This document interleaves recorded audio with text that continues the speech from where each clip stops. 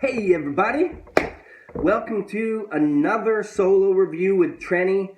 I am Trenny from Trenny and C. We have our show on Thursdays and Saturdays, faithfully, always there for you guys. We promise, we're not going anywhere.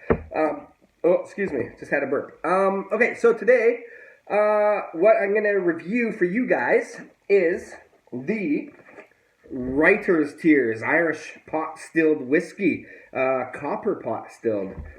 I'm assuming most pot stills are made of copper. I don't see why they wouldn't be.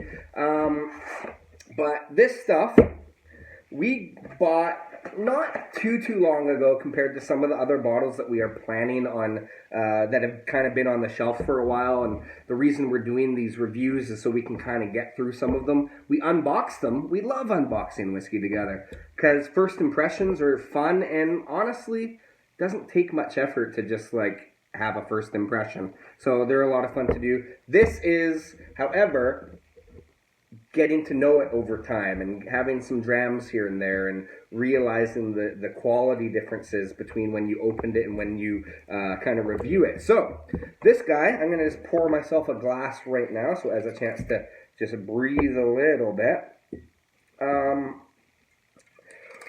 We've gotten about halfway down this bottle, so that's not so bad. This, again, is a single pot still Irish whiskey. There's some single malt in this, and the unmalted barley in this. That's kind of what Irish whiskey is about. They get taxed on the amount of malted barley that they use versus unmalted. So the way they get around it is to put a variation of the grain levels in there. But it's always barley. It's barley. Anyway, so this guy, there's nothing saying anything about natural color or non-chill filtered. A lot of Irish whiskey doesn't really mention that very often, but this one is bottled at 40%. It's relatively well priced. It's in the $75 range, I would say, around here, which, you know, for a good quality Irish whiskey, that is pretty nice, because Redbreast can run you about that price and higher. There's some Irish whiskeys out there that are quite expensive, but lower than this is like the Jamesons and Tullamore Dews and things like that. So this is kind of like a mid-range Irish whiskey, but it develops in the glass and over time, and this is a fan favorite from some people. For people who are just getting introduced to the world of whiskey, and maybe have moved on from here in Canada, a lot of people drink rye and they mix it with rye and ginger ale and stuff like that. This is a nice sipping Irish whiskey. I wouldn't feel bad throwing some ice cubes in it. I wouldn't feel bad throwing like a drop of water in there. People can mix it. They can do whatever they want. But for a sipper, this is not so bad.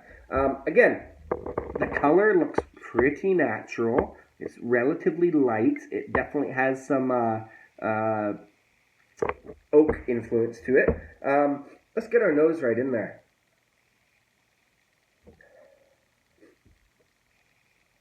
Oh, yeah. Classic Irish whiskey flavors. Very big cereal kind of grainy notes to it. Lots of honey. Mild kind of a citrus note on there. There's some vanillas. There's actually a slight oakiness to it. The sweetness is really, really nice. It's like I say, it's like a cereal kind of sweetness. Oh yeah, there's a little bit of that, like lime and salt kind of thing in there. Lime leaves. Slight pepper note. Almost even a little bit floral. Definitely vanillas. It's got a relatively big nose to it. There's some herbal notes in there coming off of it. This is one that you can kind of set down after you've had your initial nosing and come back and go, oh, yeah, there's this and there's that and there's that. There's quite a few different characteristics in there. There's even a musty, kind of dusty, old bookshelf kind of a smell to it, or like an old book. That is quite nice. The more this bottle goes down, I got to tell you, the more I enjoy it. When I first opened it up, I was kind of like big expectations. I had been told a lot about this whiskey, and kind of our benchmark, Trenny and C's benchmark for Irish whiskey is the Redbreast, even just the regular 12-year-old. My video just filled up with storage, and I had to stop for a second. But as I was saying, this is quite nice. So C and I, when we first tried Redbreast 12-year-old, which is also bottled at 40%, I was kind of expecting just it to be like a regular style Irish whiskey. And it really, really is now set the benchmark for how good Irish whiskey can be. And this is, the more I taste it and the more I get to know it, it's becoming a favorite of mine, I gotta say. So getting into the tasting notes. We've done lots of notes. Let's taste this bad boy.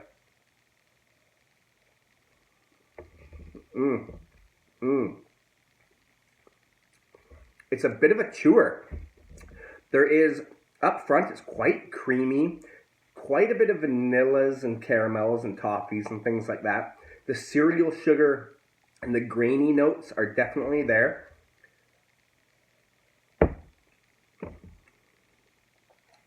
It's really big and juicy for being 40% alcohol. I wouldn't really now, tasting it, want to water it down too much, but it could handle it, I think, because it's quite viscous and quite dense in your mouth. The first arrival, it's kind of like...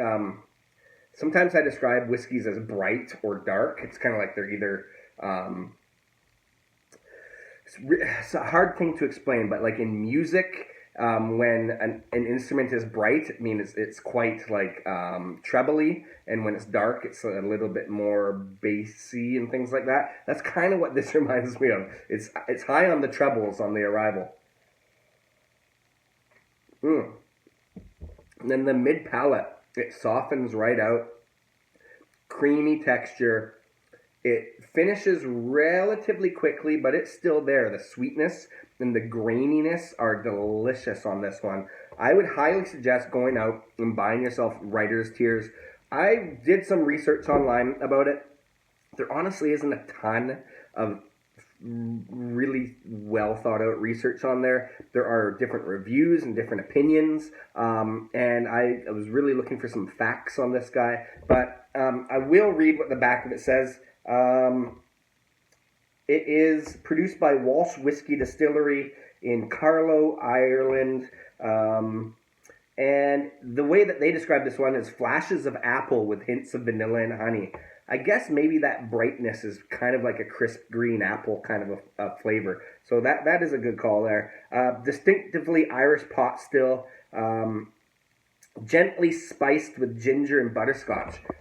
The butterscotch is definitely there. There is like a herbal kind of cinnamon sort of note on the flavor as well.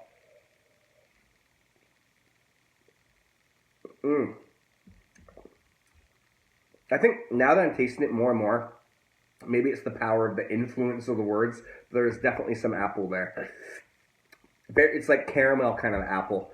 This is one that leaves you wanting more. Like, I'll be finishing this glass, and I think I might have a second. Anyway, I'm not going to go into too much further detail. The finish is fantastic on this. It lingers, makes you want more. It kind of dries out the tongue a little bit. You taste a little bit of the oak on the finish. Like I said, with the viscosity, it is very creamy. Relatively dense, and that's from the pot still style. It leaves a lot of those... it kind of leaves some of those oils in there. It doesn't completely get stripped out. And then aging it in the barrel also, pumps in those wood sugars and the resins and whatnot. So very, very good stuff. Highly suggest going out and getting some Writer's Tears Irish pot still whiskey. Again, I'm Trenny. we will be back with Real Trenny and C every Thursday and Saturday, but you can see these solo independent reviews on Mondays. So tune in and hope to see you guys soon. Click like and subscribe. Cheers, guys.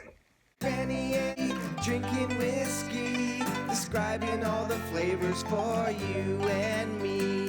Irish, Scotch, bourbon, and rye. If they like a bottle, they'll tell you why. Subscribe on YouTube.